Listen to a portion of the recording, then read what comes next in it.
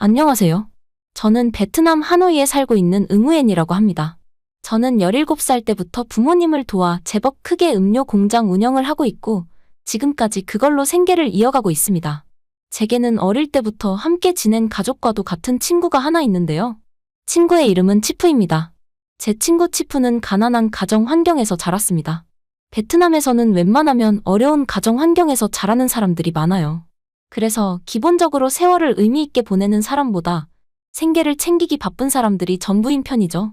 치프 역시 가정 형편 때문에 학교도 제대로 다니지 못했고 길거리 가게나 식당 아르바이트를 하면서 돈 버는 데만 집중하고 살았습니다. 저는 형편이 나름 풍족한 편이었는데 치프의 인생은 제가 보기엔 암흑이었어요. 그러던 어느 날을 기점으로 치프가 유난히 밝은 모습을 보이기 시작할 때가 있었는데요. 그 계기는 바로 한국 때문이었습니다.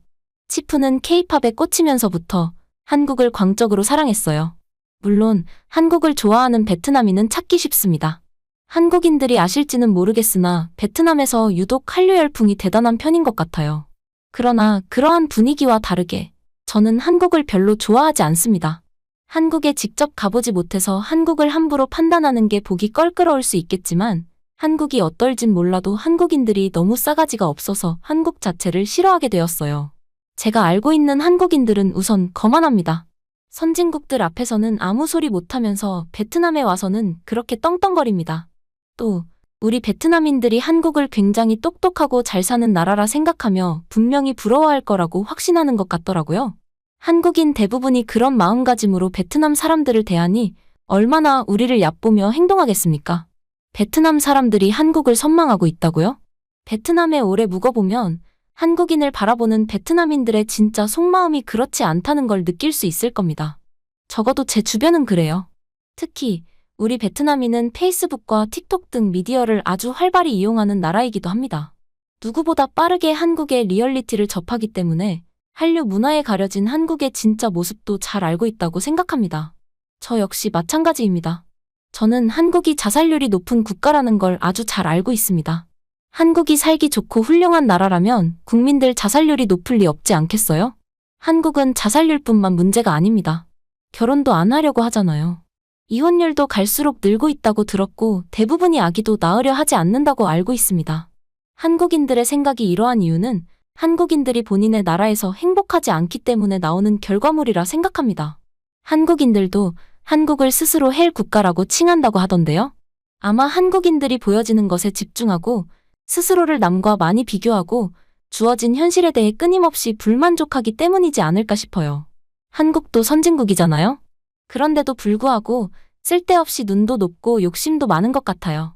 그런 선진 경제를 갖춘 국가에 사는 것을 감사해하지 못하고 우월감만 느끼며 바라기만 하는 사람들로 보입니다. 베트남에선 스스로를 위해 컴싸오라는 말을 많이 합니다. 이 말은 문제없어 라는 의미를 담고 있는데요. 베트남인들은 뭐든 긍정적으로 생각하려고 하고 문제없다는 마인드를 갖고 살아요. 그래서 한국에 자책하고 비교하며 부정적인 생각을 하는 걸 그닥 좋아하지 않습니다. 뿐만 아니라 베트남 여성들의 경우에는 한국 남성의 아이를 갖고 버려지는 경우도 아주 많습니다. 그래서 베트남에선 한국 남자를 조심해야 한다는 말이 있을 정도예요. 베트남에 오는 한국 남자들만 봐도 이 모양인데 한국에서 살고 있는 수많은 한국인들은 얼마나 수준 미달이겠어요? 저는 그동안 한국인과 엮이지 않으려고 한국인에겐 유독 쌀쌀맞게 굴었습니다. 한국인이 손님으로 오면 일부러 지불 비용을 바가지 씌워서 요구하기도 했어요. 할인해달라고 하는 한국인들과는 흥정해주지 않았고 그저 한국인들에게 안 팔고 말지라는 생각으로 장사를 해왔습니다. 그런 제가 처음으로 한국에 신경 안 쓰고는 못 베길 지경에 이르렀는데요. 그 이유는 바로 제가 사랑하는 베스트 프렌드인 치프에게 한국인 남자친구가 생겼기 때문이었습니다. 치프는 어떤 어플을 통해서 한국인 남자를 알게 되었고 모바일로 유사 연애를 하다가 실제로 만남까지 이어져 장거리 연애를 시작한 상태였습니다. 남자친구의 이름은 준석이라고 했어요. 서로 알게 된 지 벌써 1년이 되었다고 합니다. 서로 국가가 달라서 자주 만나진 못했고 주로 영상통화나 메신저로 연락하며 연애를 이어온 듯했어요. 다른 외국인도 아니고 왜 하필 한국인인 건지 저는 처음에 그런 치프를 말렸습니다. 한국인이 어떤 사람들인지 내가 누누이 말해줬잖아. 무슨 꼴을 당하려고 한국 남자를 만나? 주위에 한국 남자 만나서 버려지는 여자들 많이 봤잖아. 네가 무슨 걱정하는지 나도 알아. 그런데 나 이미 준석이를 너무 좋아해. 치프는 이미 준석에게 매료되어 있는 상태였습니다. 한국을 사랑하는 만큼 한국인 남자친구를 많이 좋아하고 있었어요. 그건 제가 말릴 수가 없는 수준이었고, 저는 그저 둘이 결혼만 안 하면 된다고 생각하며 한 발 물러나 있어야 했습니다. 그런데 머지않아 결국 청천벽력 같은 소식을 듣게 되었습니다. 치프가 준석과 결혼하기로 했다는 겁니다. 심지어 한국에 가서 살 거라고 하네요. 그 말을 전해 듣자마자 저는 결사반대를 하였어요. 결혼은 절대 안 돼. 사랑해준다는 말을 정말 믿는 거야? 우리처럼 베트남 여자들은 한국에 가면 결국 무시만 받는다니까? 사실이었습니다.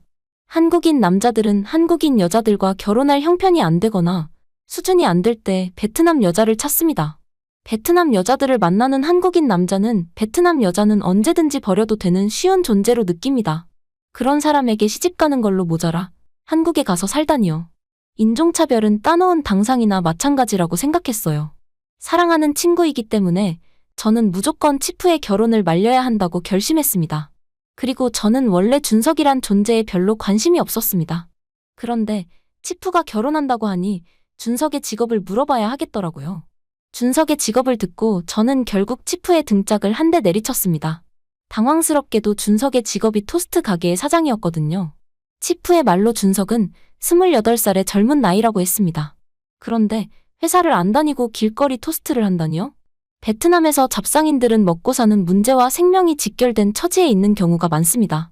그래서 토스트 같은 길거리 음식을 파는 상인들이 거리에 수두룩합니다. 한국은 베트남보다 비교도 안 될 정도로 선진국이잖아요.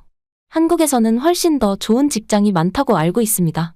그럼에도 불구하고 젊은 남자가 베트남 길바닥에서나 흔히 볼 수 있는 장사일을 한다는 게 저로서는 좀 이해 안 되었습니다. 준석의 나이라면 정장 입고 멀쩡한 직장을 다닐 수 있는 연령 아닌가요? 준석이 한국에서 흔한 그 직장마저 들어가지 못할 정도로 능력 없는 남자는 아닌지 의심이 들었습니다. 하긴 멀쩡한 회사 다니는 한국인들이 왜 굳이 국제결혼을 하겠어요? 능력 좋은 한국 여자들이랑 이미 짝을 지었겠죠. 그런 걸 생각하면 저는 더더욱 치프가 준석과 결혼하지 않길 바랬어요. 길거리 장사꾼이면 그냥 베트남 남자랑 결혼하는 게 낫지 않아? 뭐하러 한국까지 가서 길거리 장사하는 사람을 만나? 저는 마지막까지 치프를 설득하려고 노력했습니다. 하지만 치프와 대화하면 할수록 준석을 향한 마음이 너무 크다는 걸 느낄 뿐이었어요. 결국 치프는 베트남에서 결혼식을 올리게 되었습니다. 저는 그날 처음으로 준석을 마주했어요. 한국 남자들이 원체 깔끔하듯 준석 역시 겉으로는 멀쩡하게 생겼더라고요. 치프가 준석에게 나를 소개하니 준석은 신사적인 미소를 띠며 제게 악수를 청했습니다. 치프가 어려울 때 도움을 많이 받은 친구라고 하던데 꼭 한번 뵙고 싶었습니다. 반가워요. 준석은 베트남어를 생각보다 잘 구사하였습니다. 소통하는 데에 전혀 문제가 없었어요. 치프의 말로는 치프와 연애하면서부터 베트남어를 공부했다고 하더라고요. 준석의 마음 덕분에 치프는 한국어를 따로 공부하지 않아도 준석과 의사소통을 할 수 있어서 고마웠다고 합니다. 그 고마움 탓인지 치프도 한국에 가면 한국어 과외를 받을 거라고 하더군요. 준석의 태도가 좀 놀랍긴 했습니다. 그렇다고 제가 여태 봐온 한국인들의 이미지가 바뀔 정도는 아니었습니다. 그렇게 한국으로 가버린 치프는 머지않아 저랑 연락이 끊겨버리고 말았습니다. 제가 일방적으로 치프의 연락을 잘 안 받은 탓이었죠. 치프의 불행한 앞길이 예상되는데 제가 몇 번이고 설득할 때 귀를 닫기만 한 치프가 은근히 얄미웠거든요. 그러던 어느 날이었습니다. 제가 연락을 피하다 보니 치프에게서도 자연스레 연락이 안 왔었는데요. 간만에 치프에게 연락이 온 겁니다. 잘 사냐길래 저는 늘 그렇듯 똑같은 일상을 살고 있다고 서먹하게 대답했어요. 그런데 치프가 뜬금없이 한국에 놀러 오라고 하더라고요. 그때까지만 해도 저는 여전히 한국에 대한 거부감이 있었습니다. 그래서 치프에게 본의 아니게 선전포고를 해버렸는데요. 한국에 갈 바에는 더 크고 볼 거 많은 중국에 가는 게 낫겠어. 아니면 친절한 사람들 많은 일본이나. 하지만 저는 치프의 부탁을 완강하게 거절할 수가 없었습니다. 치프가 아이를 가졌다고 고백하더라고요. 그러면서 자기는 한국에 친구도 없어서 아이를 가져도 자랑할 곳이 없고 또 고향 사람들도 보고 싶은데 갈 수가 없어서 속상했대요. 그때 가장 먼저 생각난 사람이 저라고 하더라고요. 출산하면 제게 아이를 처음 보여주고 싶다고 하는데 그 말에는 차마 매정할 수가 없었어요. 아직 본인이 출산하기까지 시간이 남았으니 충분히 생각해 봐달라고 한 뒤 전화를 끊더라고요. 저는 정말 곰곰이 생각하였습니다. 제 고민은 생각보다 짧게 끝났어요. 치프가 있는 한국에 가기로 결심하게 된 거였죠. 대신 한국에 가보기 전 무언가를 확실히 하고 싶은 게 있었어요. 치프가 한국의 환상에 빠져 있는 것은 아닌지 객관적으로 판단하기 위해서 저는 한국과 비슷한 나라인 중국 그리고 일본 여행을 먼저 해보는 것이 좋겠다는 결단이 섰습니다. 사실 중국 여행에도 기대는 크게 없었어요. 단지 한국보단 나은 나라라고 생각할 뿐이었죠. 중국인들도 베트남인들에 대해 인식이 안 좋다고들 하는데 베트남인들도 중국인들에 대한 인식이 그리 좋은 편은 아닙니다. 그래서 중국에 가면 인종차별을 겪게 될지도 몰라서 걱정되었어요. 아니나 다를까 중국 공항에 도착하자마자 저는 아주 불쾌한 상황을 겪고 말았습니다. 중국인 특징이 그들은 대부분 눈치를 안 봅니다. 사람에게 기본적으로 갖춰야 하는 마인드가 부족해요. 그 태도가 얼마나 황당하고 기분 나쁜지 겪어보신 분 계신가요? 어느 정도 중국인들의 불친절한 태도를 당하게 될 거라곤 생각했습니다. 하지만 사람을 밀쳐놓고 뒤도 안 돌아보고 제 갈 길 가는 것까진 생각하지도 못했어요. 이봐요. 사람을 쳤으면 사과해야죠. 제가 소리쳐도 지나가는 중국인조차 저를 구경거리로 여기기만 할 뿐 오히려 저를 이상하게 바라보는 것 같았어요. 중국이다 보니 작은 실수로 일어난 일도 저 스스로 인종차별처럼 받아들이게 되어서 더 예민했을 수도 있겠죠. 우리 베트남도 시민의식 수준이 그렇게 뛰어나지 않지만 중국 역시 마찬가지인 수준이라 기본적인 예의 자체를 바라면 안 된다는 거 압니다. 그저 제가 포기하는 게 빠른 편이란 것도요. 그럼에도 여행까지 와서 이런 불쾌한 기분을 겪으니 그 감정이 더 쉽게 중국을 향한 악감정으로 자리하는 것 같아요. 저는 미리 예약한 베이징의 한 숙소로 향했습니다. 한눈에 봤을 땐 숙소 내부가 깔끔해서 그제야 마음에 안정이 오는 것 같았어요. 그러나 그런 저의 안도감은 그리 길게 가지 못했습니다. 저녁 시간대라 호텔 뷔페에서 해결할 생각으로 찾아갔는데요. 중국에선 새우가 아주 귀한 음식인 것 같더라고요. 중국에서 어딜 가도 새우 요리가 제일 빨리 사라진다는 말을 지나가는 말로 듣기만 했지 실제로 보게 될 줄은 몰랐습니다. 그곳 호텔 뷔페를 이용하는 이용객들을 통해서 그 사실을 확인할 수 있었어요. 누가 뺏어 갈까봐 자기 접시에 수북하게 담기 바쁘고 자기네들끼리도 다퉈가며 새우를 쟁취하는 모습이 얼마나 당황스러웠는지 모릅니다. 그 바람에 저는 새우 요리는 맛도 보지 못했어요. 아무리 선호하는 음식이라고 해도 공동으로 사용하는 뷔페에서는 좀 자중해야 하는 거 아닌가요? 음식 예절까지도 전혀 남 눈치 안 보는 중국인들이 참 실망스러웠습니다. 하지만 저는 그나마 신뢰가 나았다고 말씀드리고 싶은데요. 중국은 바깥 여행을 하는 것 자체가 훨씬 더 곤욕이더라고요. 우선 중국인들은 본인이 듣는 음악까지 공공장소에서 크게 틀어놓으며 소음을 일으킵니다. 지나가는 사람들이 눈치를 줘도 그만큼 자기 세상에만 빠져있을 뿐이란 거죠. 그 외에 우통을 벗고 다니는 중국인이나 유독 싸우는 중국인이 많았다는 것도 진절머리가 날 정도였습니다. 그래도 이 정도는 약과입니다. 제가 중국 여행을 다녀왔다가 결국 기억나는 거라곤 이것 하나밖에 없었을 정도로 충격받은 모습이 있었는데요. 그것은 바로 노상방변이었어요. 처음 중국인의 대변을 본 것은 믿을 수 없게도 엘리베이터 안에서였습니다. 제가 먼저 엘리베이터에 타고 있고 한 중국인이 다른 층에서 올라탔어요. 그런데 그 중국인이 구석도 아니고 그냥 바로 그 자리에서 바지를 벗고는 쭈그려 앉는 겁니다. 그대로 똥을 싸더니 대충 손으로 닦고는 다음 층에서 내려버리더라고요. 졸지에 똥과 단둘이 남아서 당황한 저 역시 서둘러 엘리베이터에서 하차하였습니다. 그 중국인 바지가 내려가는 걸 봤을 때 제 심장도 같이 쿵 내려가는 것 같던 기분이 생생하네요. 그 엘리베이터에서만 그들의 대변 활동을 보았다고 해도 불쾌한 마당에 제가 본 엉덩이들은 한두 사람의 것이 아니었습니다. 사람이 많이 지나다니는 주차장 옆에서도 지하철 안에서도 카페 앞에서도 보이지 않는 곳이 없었어요. 이 모든 행위가 최악이지만 우습게도 이 중에서조차 제일 최악을 고를 수 있었습니다. 제가 어느 한 골목을 들어섰을 때였어요. 원피스를 입고 가던 중국인 여성이 제 앞을 걷고 있었습니다. 그런데 그 여성이 길을 걷다 말고 멈춰서더라고요. 저는 앞에서 어떤 벌레나 놀랄 만한 장면을 목격해서 그런 줄로만 알았어요. 하지만 그렇게 생각하는 순간 그녀의 가랑이 사이로 묵직한 무언가가 떨어지는 겁니다. 놀랍게도 똥이었습니다. 그녀는 그렇게 길 한가운데에 똥을 투하한 후 유유히 다시 걸어 나갔어요. 동물도 아니고 사람이 저렇게 서서 똥 싸는 건 태어나서 처음 봤습니다. 어떻게 여행 기억의 반이 똥인지. 저는 가끔씩 아직도 그 끔찍한 엉덩이들이 생생하게 기억난다는 게 그 어떤 사실보다 불쾌합니다.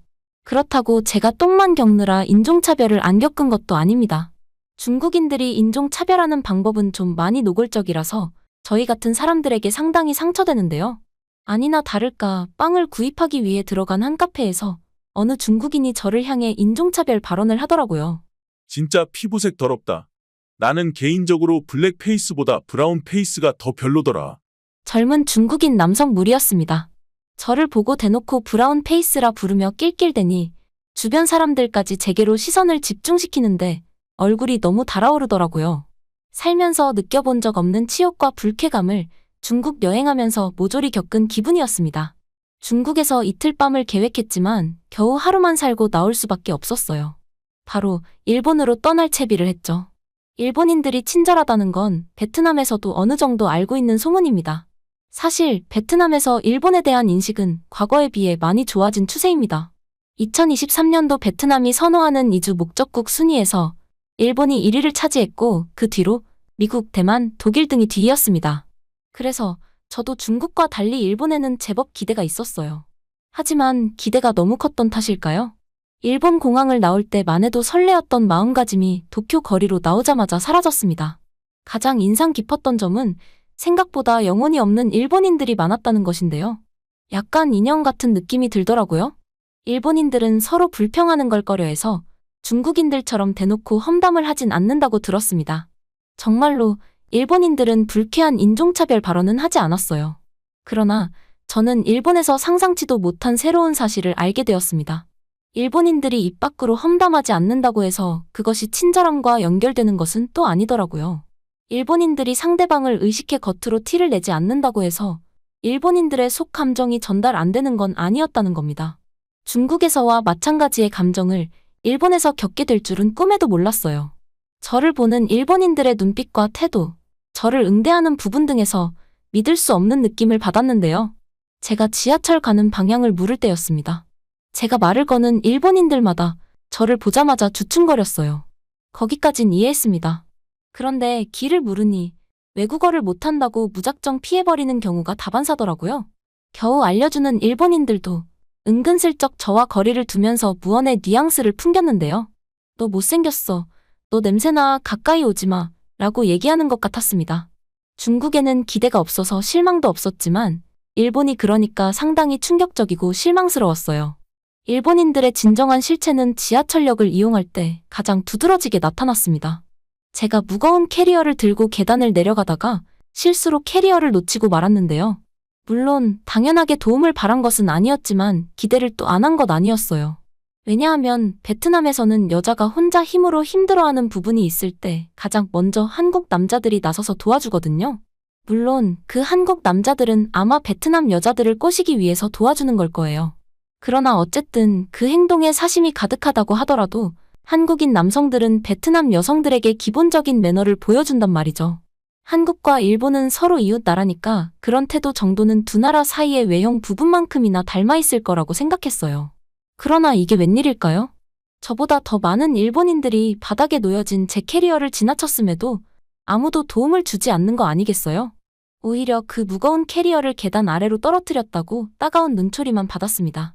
그런 민폐를 부린 사람이 베트남 사람이란 걸 확인하고는 유독 더 시선을 따갑게 보낸 것 같아요.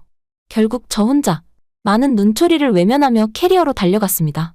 다행히도 어떤 미국인 남성이 도움을 주긴 하였는데요. 저를 도와주며 하는 그의 말이 다소 놀랍더라고요. 일본에서는 도와달라고 직접적으로 말하지 않으면 누군가가 아무리 어려움에 처해도 꼼짝달싹을 안 해요.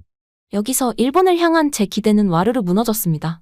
중국보다 깔끔하고 중국보다 비인간적이지는 않으나 일본인들 마음속에 있는 선은 어쩌면 누군가에게 중국보다 더한 불쾌감을 줄 수도 있겠다는 생각이 들었어요.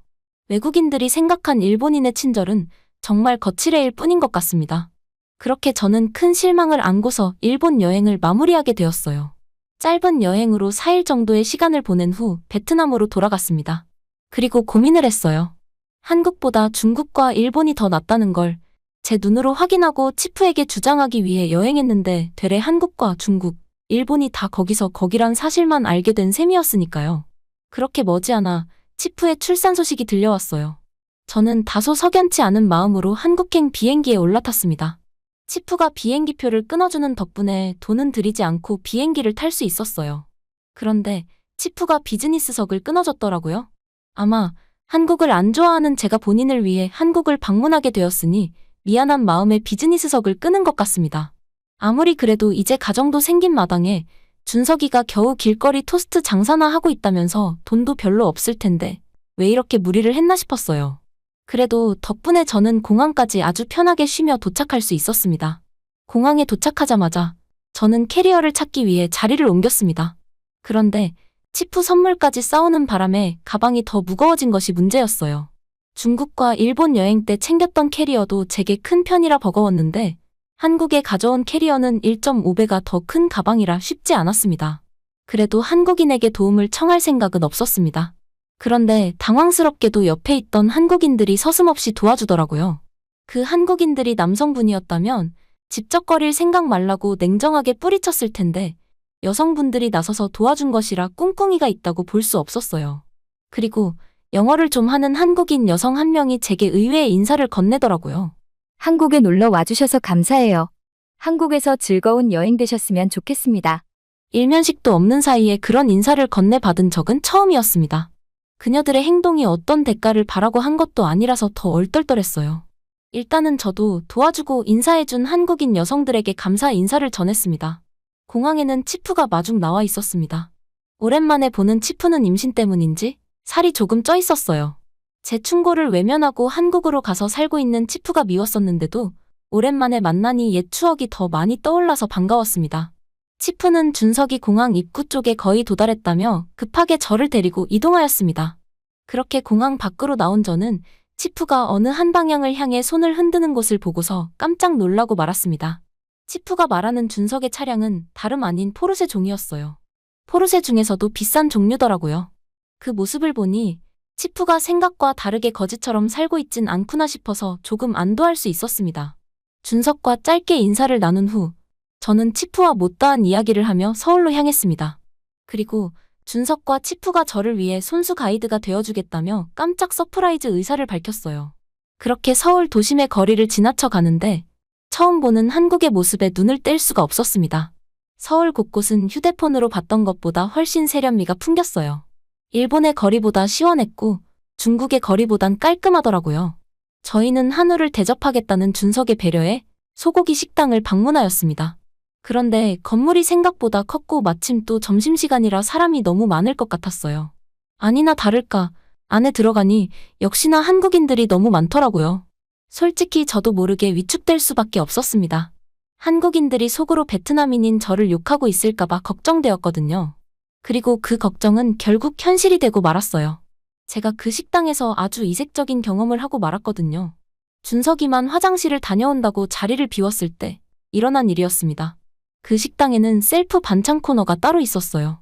치프가 준석이 오기 전에 반찬을 챙겨보자고 해서 우린 같이 반찬 코너로 향했습니다. 그런데 그때였어요. 멀뚱히 서 있던 직원이 우리가 자리에서 일어날 때부터 지켜보는 것 같더니 결국 우리 앞을 막더라고요. 그 바람에 주위에 있던 한국인 손님들까지 저희를 쳐다보며 속으로 차별의 시선을 던지는 것 같았어요. 저는 그때 짐작으로 이것이 인종차별이란 걸 알았습니다. 한국인에 대한 인식이 나쁘고 예민했던 저는 그 한국인 직원에게 당장 따지고 말았어요. 지금 인종차별하는 거예요? 우리가 베트남 사람이라서 반찬에 손 못 대게 하는 거냐고요. 저는 급한 마음에 영어와 베트남어를 섞어서 멘트를 날렸어요. 그 와중에 제가 더 서운했던 건 치프의 행동이었는데요. 치프가 그 상황에 한국인 직원 편을 들더라고요. 네가 오해한 거야. 진정해. 한국은 인종차별하는 곳이 아니라니까. 치프도 한국에서 좀 살았다고 어느새 몸속까지 한국인이 되어버린 걸까요? 제 입장보다 초면에 한국인 직원 편에 서는 것이 너무 서운했어요. 빈정상했던 저는 그대로 자리로 돌아가려고 했습니다. 그런데 그 한국인 직원이 저를 보고 씩 웃더라고요. 그리고 나서 그의 입에서 나온 말 때문에 저는 순식간에 얼굴이 붉어지고 말았습니다. 잠시만 기다려주세요. 접시가 다 빠져서 새로 가져다 드릴게요. 치프는 한국인 직원의 말을 그대로 전해주었습니다. 매우 당황스러웠어요. 제가 얼떨떨하게 서 있는 사이 한국인 직원이 새 접시를 가져왔고 제게 손수 반찬 코너 이용 방법을 알려주기도 했습니다. 필요한 게 있으면 언제든지 불러달라는 배려를 보이기도 하셨죠. 한국인에 대한 저희 색안경 때문에 한국인이 보여주는 친절을 왜곡했던 것 같아요. 오해를 거두고 나니 그 소고기 식당의 한국인 직원들이 전부 친절한 사람이란 걸 제대로 볼 수 있었어요. 하지만 그럼에도 제가 그들의 속마음까지 들여다보지 못하기에 경계심을 완전히 풀진 않고 식사를 마쳤습니다. 그래도 이것 하나는 확실하게 말할 수가 있는데요. 중국과 일본에서와 달리 훨씬 마음 편하게 식사를 마무리했다는 거요. 의외였습니다. 그리곤 바로 치프와 준석이 사는 집으로 향했습니다. 치프의 시어머니가 보고 있던 아이도 만났어요. 한국인 시어머니를 만난 것이 어색했지만 제게는 그보다 더 신경 쓰이는 것이 있었어요. 그건 바로 치프의 49평짜리 신혼집이었는데요. 치프가 집 구경을 시켜주는데 한국의 아파트는 입이 벌어질 만큼 정말 훌륭하고 화려했어요. 창밖으로 보이는 전망은 또 얼마나 좋았는지 모릅니다. 살면서 그렇게 크고 세련된 집은 처음 봤어요. 제가 치프를 위해 아기용품들을 선물로 챙겨왔는데 이미 치프가 갖고 있는 것이 훨씬 고급지고 비싸더라고요. 저도 나름대로 친구 선물이랍시고 값진 걸 구매한 거거든요. 그런데도 치프랑 준석은 내가 사온 선물을 진심으로 기뻐하며 고마워해줬어요. 사실 베트남 사람들은 되게 값 안 나가는 물건을 선물로 받으면 내키지 않은 티가 나기도 하거든요. 치프와 저도 그런 편이었어요. 그래서 제가 신경 써서 선물을 사온 것인데 치프 입장에서는 본래 갖고 있는 것보다 더 후진 선물을 받은 셈이니 못마땅할 수 있단 말이죠. 그런데도 기뻐하는 치프의 표정엔 거짓이 없었습니다. 특히 준석이 한 말은 제게 아주 충격적으로 다가왔는데요. 빈손으로 와도 되는데 괜히 부담 준 거 아닌지 모르겠어요. 돈 쓰게 하려고 한 건 아니거든요. 미안해요. 치프의 말로는 한국인은 선물을 받으면 상대방한테 그렇게나 미안해한다고 합니다. 초대의 의미를 순수하게 대접으로만 여기는 의식 때문이라고 하네요. 아무리 치프의 집이 넓고 좋아도 제가 시어머니까지 있는 그 신혼집에서 자는 건 눈치가 보였습니다. 그래서 따로 근처 숙소에 가서 자겠다고 했어요. 그랬더니 이번에도 준석이 손수 숙소를 잡아줬는데요. 한국은 저렴한 모텔도 관리가 잘 된 곳이 많다고 들어서 충분히 괜찮다고 생각했거든요. 그런데 준석이 5성급 호텔을 잡아준 거예요. 왜 이렇게 비싼 곳으로 잡았어요? 먼 데서 온 손님인데 당연히 좋은 곳으로 대접해야죠. 준석은 이러한 배려가 당연한 듯 몸에 밴 사람이었습니다. 한국에 기대가 전혀 없었기 때문에 기대 이상이라고 말하기엔 기대했던 중국과 일본보다도 좋게 느껴졌습니다. 저의 적개심은 한국의 아침을 맞이했을 때 거의 거두어졌어요. 기상 후 호텔 조식을 먹으려고 내려갔는데 그렇게나 정돈이 잘 된 뷔페는 처음이었습니다. 중국에서처럼 음식 가지고 소동 부리는 이용객들이 전혀 없었고 다들 예의와 질서를 잘 갖춰서 뷔페를 이용했어요. 뷔페를 자기 편의에 맞추는 것이 아닌 자기를 뷔페의 규칙에 맞추는 훌륭한 의식 수준을 보이고 있었습니다. 무엇보다 제가 좋게 생각했던 건 직원들이나 손님들이 저를 같은 한국인 대하듯 대했다는 것인데요. 계속 경계심을 갖고 있던 저 스스로가 민망할 정도로 한국인들은 저를 베트남 인종이 아닌 한 인격체로 존중해 주었습니다. 사람에게 고마운 감정을 느낀 것이 얼마만이었는지 솔직히 기뻤어요. 그날은 아침부터 기분이 상쾌하여 치프와 만나서 놀기로 1시간보다 일찍 호텔을 나섰습니다. 계획이 없었지만 왠지 서울을 구경하고 싶단 마음이 들었어요. 가까운 강남 거리를 찾았습니다. 강남을 검색해 보았더니 한국인들에게도 외국인들에게도 유명한 도시더라고요. 유명한 도시라면 베트남에서처럼 관광객들에게 바가지를 씌울 수도 있겠다는 생각이 들었어요. 베트남은 하노이만 해도 상점에서 잔돈 한 번 받기 쉽지 않습니다. 상점 주인들이 자기 돈인 것 마냥 꿀꺽 삼키고 안 주기도 하고 뻔뻔하게 잔돈을 덜 건네주기도 하거든요. 이런 상수를 눈치챈 외국인들이 뭐라고 하면 오히려 베트남인들이 뻔뻔하게 화를 내기도 합니다. 그래서 저는 더 강남에 있는 한국인들은 어떨지 궁금했습니다. 호텔 사람들의 의식 수준이 좋은 것과 그냥 길거리 사람들의 의식 수준이 좋은 건 또 다른 일이잖아요. 저는 강남역 출구 근처에 있는 한 기념품 샵을 방문해 보았습니다. 개인이 하는 상점이기에 값을 후려치기 좋다고 생각했기 때문이에요. 그저 한국인의 태도가 궁금했습니다. 저는 구경하다가 눈에 띄는 열쇠고리를 하나 구매하기로 했어요. 그 열쇠고리는 5,000원이었습니다. 저는 한국의 가격표를 볼 수 있었지만 주인장 앞에선 일부러 잘 모르는 척하였습니다. 이 물건은 얼마예요? 그러자 그 상점 주인은 제게 망설임 없이 얘기해 주었습니다. 5,000원입니다. 그리고 저는 일부러 돈을 찾지 못하는 척하다가 5만 원짜리를 꺼내 주었어요. 주인은 제가 지폐를 못 찾고 방황하고 있는데도 그 어떤 도움도 주지 않았습니다. 저는 처음엔 그것이 제 돈의 액수를 살피는 행동이라고 생각했어요. 그래서 제가 5만 원권을 준다면 주인이 잔돈을 덜 돌려줄지도 모른다는 의심이 들기도 했죠. 하지만 제 돈을 받아간 주인은 정확하게 4만 5천 원으로 돌려주었습니다. 그리곤 제가 한국 돈을 잘 모른다고 생각해서인지 잔돈을 하나하나 보여주었어요. 솔직히 좀 놀랐습니다. 베트남에서 한국인들은 어떻게 해서든 가격 흥정을 하던 사람들이기에 한국에 놀러온 외국인 상대로 가격을 장난칠 줄 알았거든요. 그 뒤로 다른 어느 곳을 가도 저는 쉽게 한국인들의 배려를 받을 수 있었어요. 바가지 씌우는 가게가 없다는 것만으로도 제 편견은 많이 벗겨졌습니다. 강남 거리를 구경하면 할수록 점차 우리 베트남 사람과 비교가 되더라고요. 저는 한국인이 늘 우리를 인종차별하고 만만하게 봐서 불쾌하다고 생각했는데 한국에 와서 보니 정작 인종차별을 자처하고 있었던 건 우리 베트남인일지도 모른다는 생각이 들었어요. 한국에서 마음 놓고 3일을 푹 쉬고 나니 치프의 가족과도 자연스레 가까워졌습니다.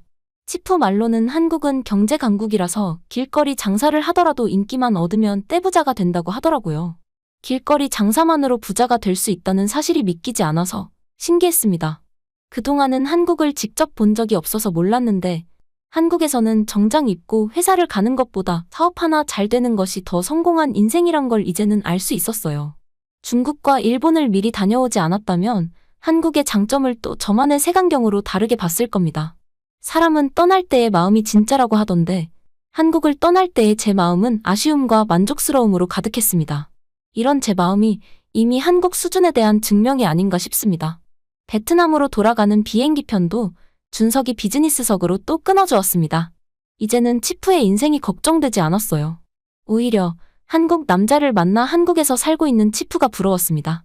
그동안 인정하기 싫어서 애써 외면하고 살았지만 사실 베트남에서 한국인은 베트남인이 가장 환영하는 민족입니다. 베트남들이 좋아하는 나라가 한국이에요. 베트남인들끼리 말싸움하면 한국에 가본 사람들이 위주로 이길 정도입니다. 말다툼 시 주로 하는 말 중에 하나가 한국도 안 가본 주제라는 말이 있거든요. 그 말하는 순간 말싸움 이길 가능성이 커진다는 거죠. 그만큼 베트남에서 한국의 위상은 아주 높습니다. 그 때문에 저는 멋대로 한국인이 거만할 거라 생각하고 한국인을 차별했었어요. 제 자신의 잘못된 판단을 인정합니다. 많은 베트남인이 한국을 사랑하는 이유 역시 이젠 인정합니다. 한국은 선진국인 것만큼 한국인들의 인성도 선진적인 것 같아요. 베트남도 한국의 그런 면을 닮을 수 있으면 좋겠습니다.